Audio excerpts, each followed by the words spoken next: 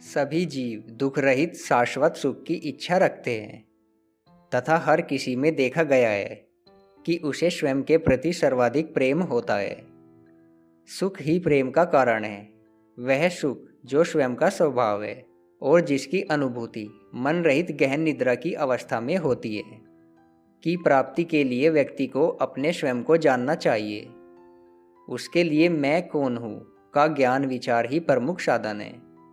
नमस्कार दोस्तों, मेरा नाम है दीपक्स वॉइस चैनल में आप सभी का स्वागत है।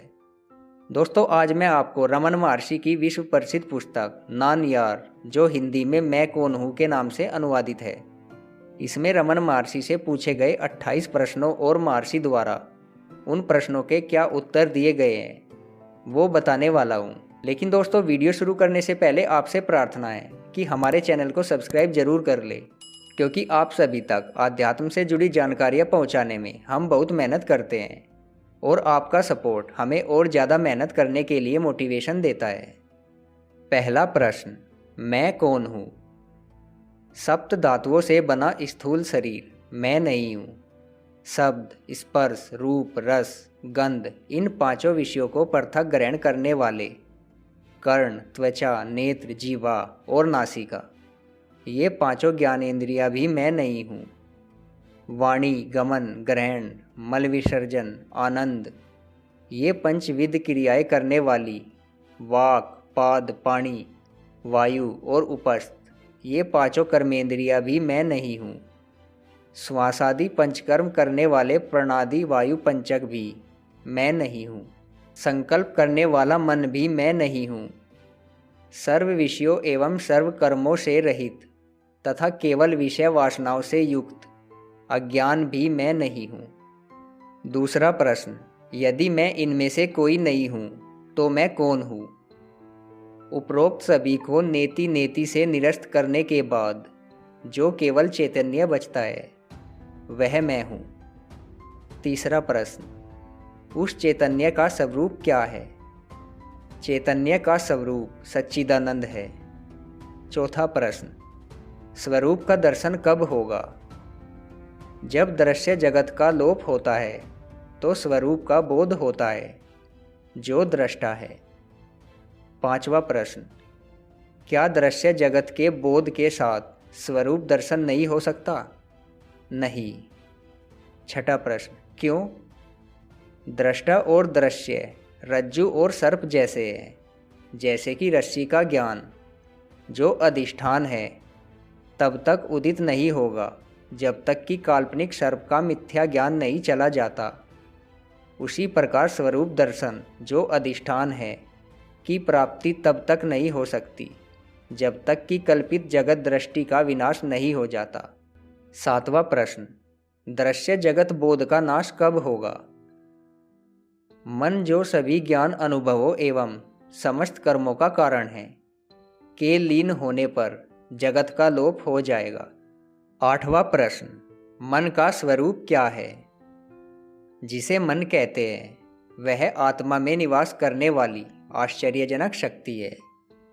इसी से सभी विचार उदित होते हैं। विचारों के अतिरिक्त मन जैसी कोई चीज है ही नहीं, इसलिए विचार मन का स्वरूप है। विचारों के अतिरिक्त जगत का कोई अलग अस्तित्व नहीं है। निद्रा में जब कोई विचार नहीं होता तब कोई जगत भी नहीं होता। जागृत एवं स्वप्न की अवस्थाओं में जब विचार होते हैं तब जगत भी होता है। जैसे मकड़ी स्वयं जाल बुनती तथा पुनः उसे वापस खींच लेती है, उसी प्रकार मन जगत को प्रतिबिंबित करता है तथा पुनः स्वयं में स्थिर कर लेता है। मन जब स्वरूप के बाहर आता है तो जगत प्रकट होता है।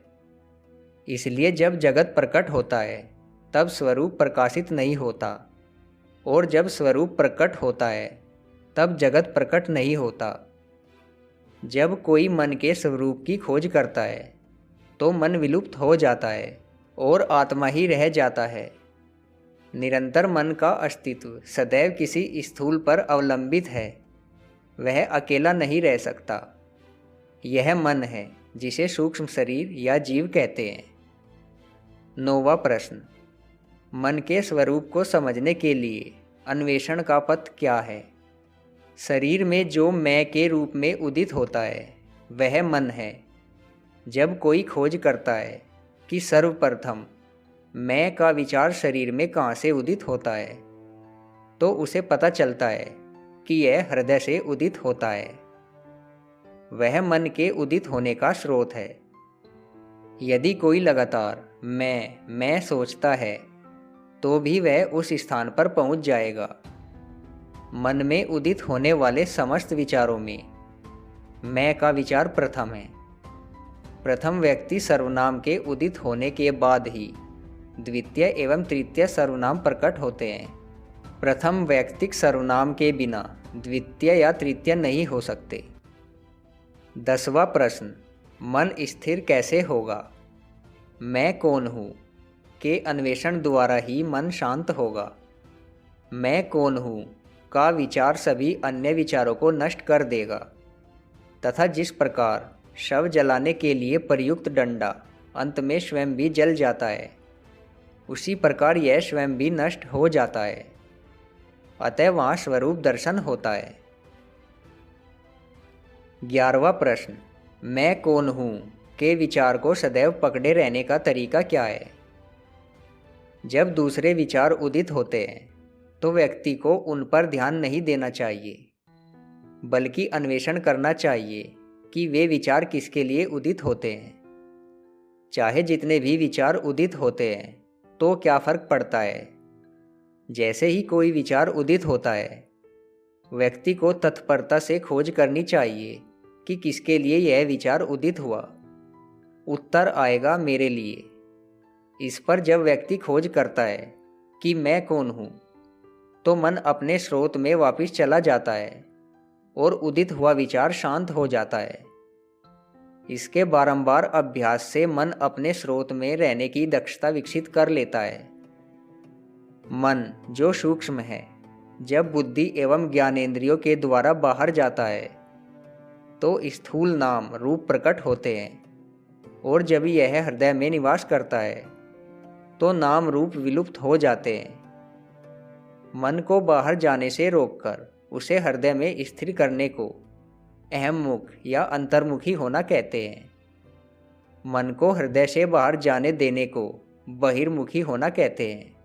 इस प्रकार जब मन हृदय में निवास करता है तो मैं जो सभी विचारों का मूल है लुप्त हो जाता है और सदैव अस्तित्वमान स्वरूप प्रकाशित होता है।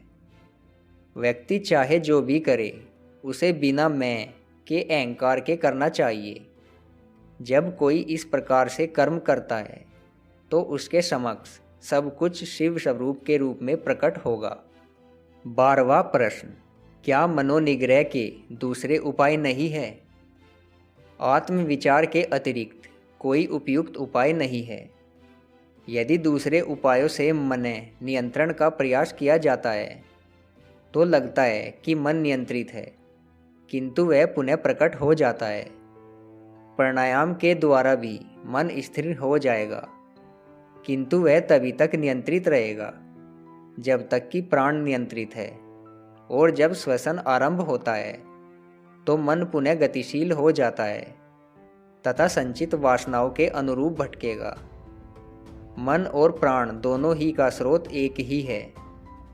निश्चित ही विचार मन का स्वरूप है।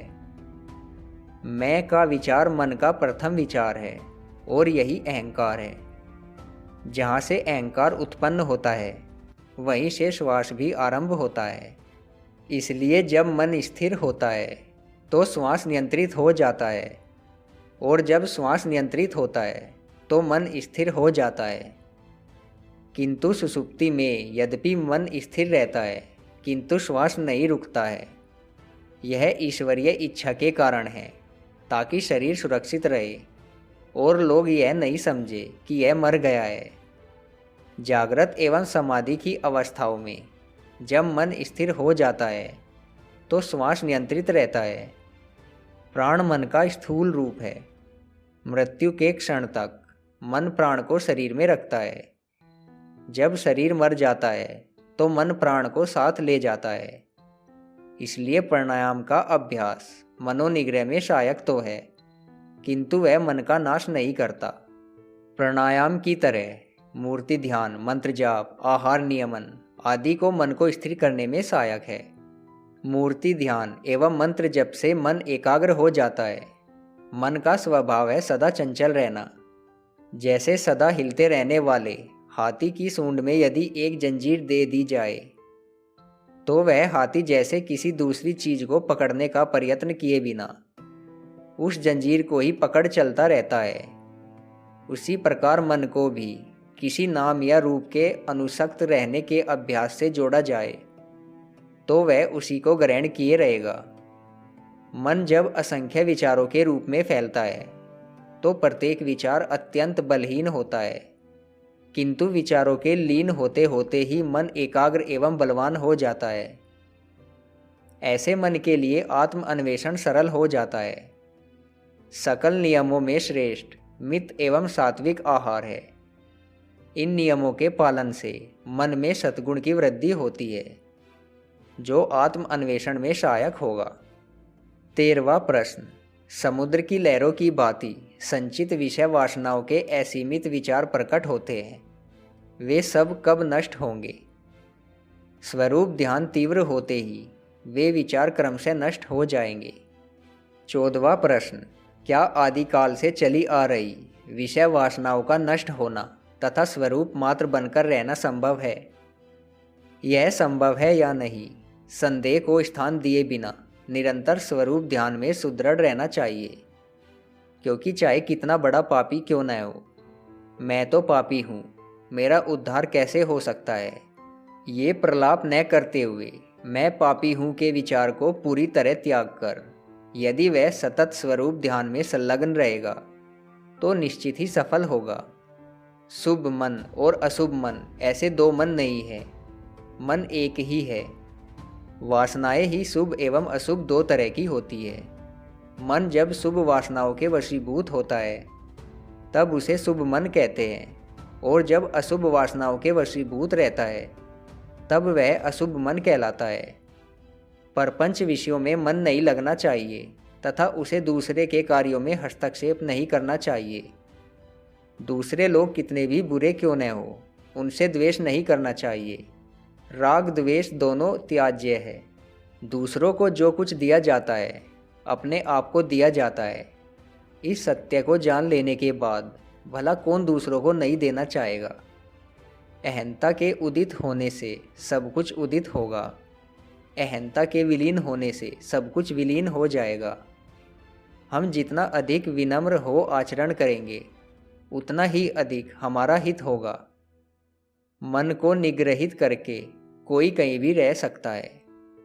15वां प्रश्न, आत्म अन्वेषण का अभ्यास कब तक करना चाहिए?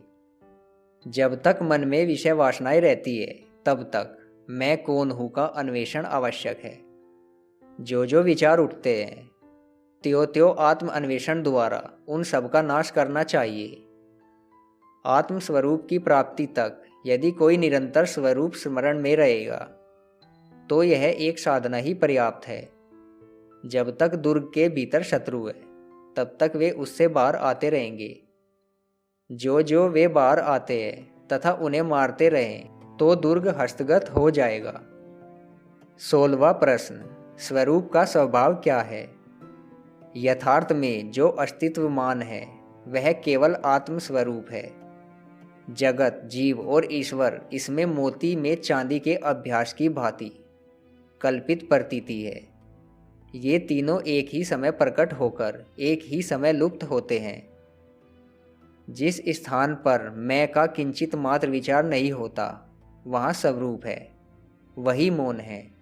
स्वरूप स्वयमेव जगत है, स्वरूप स्वयमेव मैं है, स्वरूप स्वयमेव ईश्वर है, सब कुछ शिव स्वरूप है।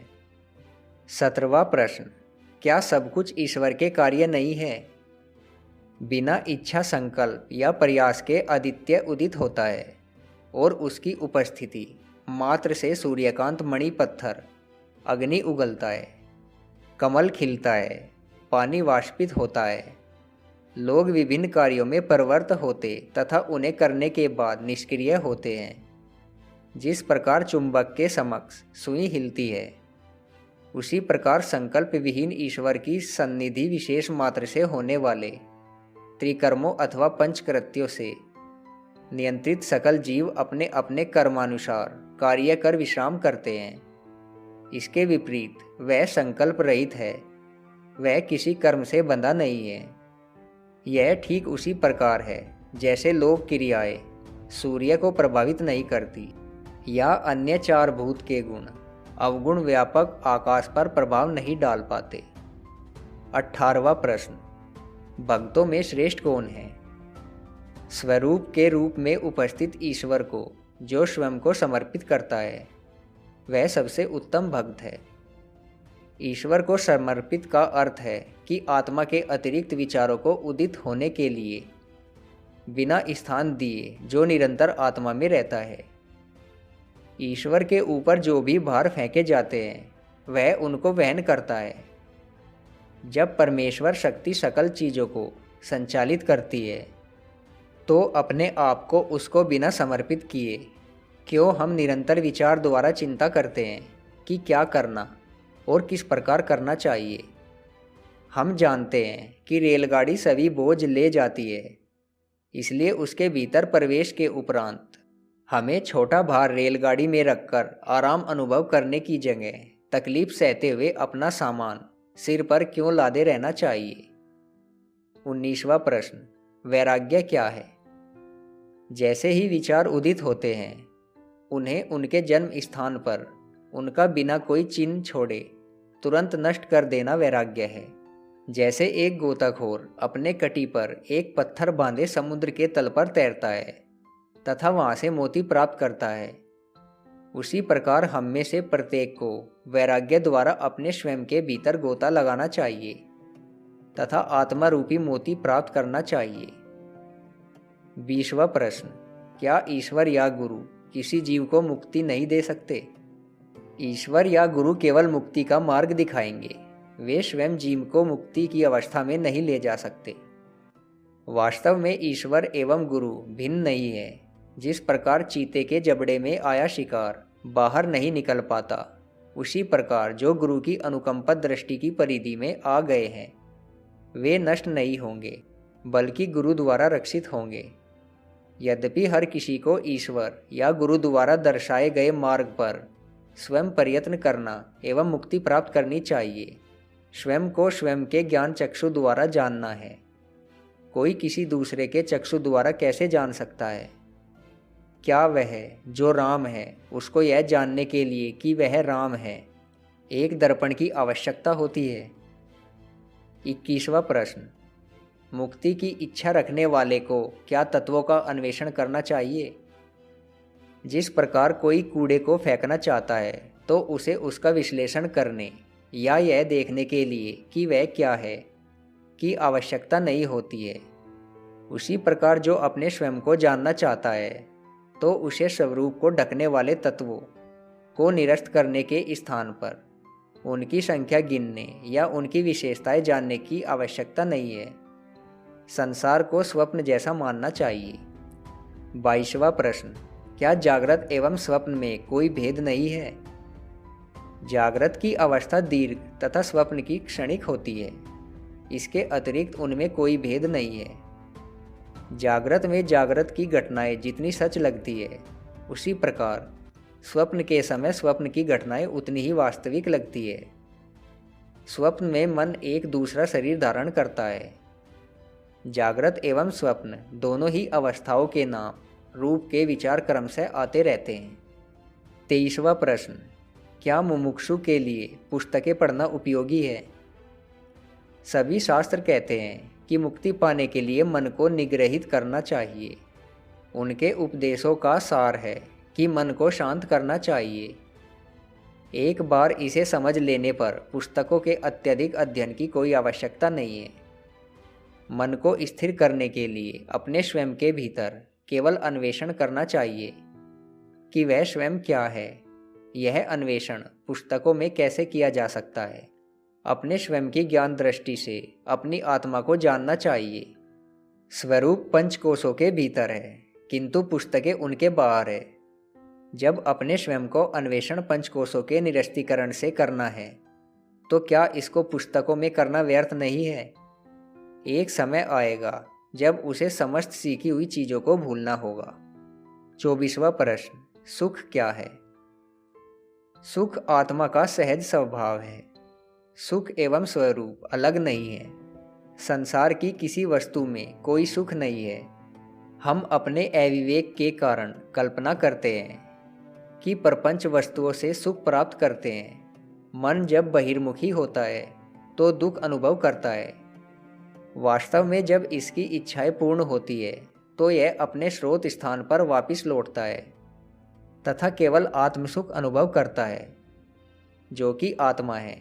इसी प्रकार की स्थिति गहरी नींद, समाधि या मूर्छा की अवस्था में होती है। और जब ऐच्छिक वस्तु की प्राप्ति या अनैच्छिक मिट जाता है तो मन अंतर्मुखी होकर केवल आत्मसुख अनुभव करता है।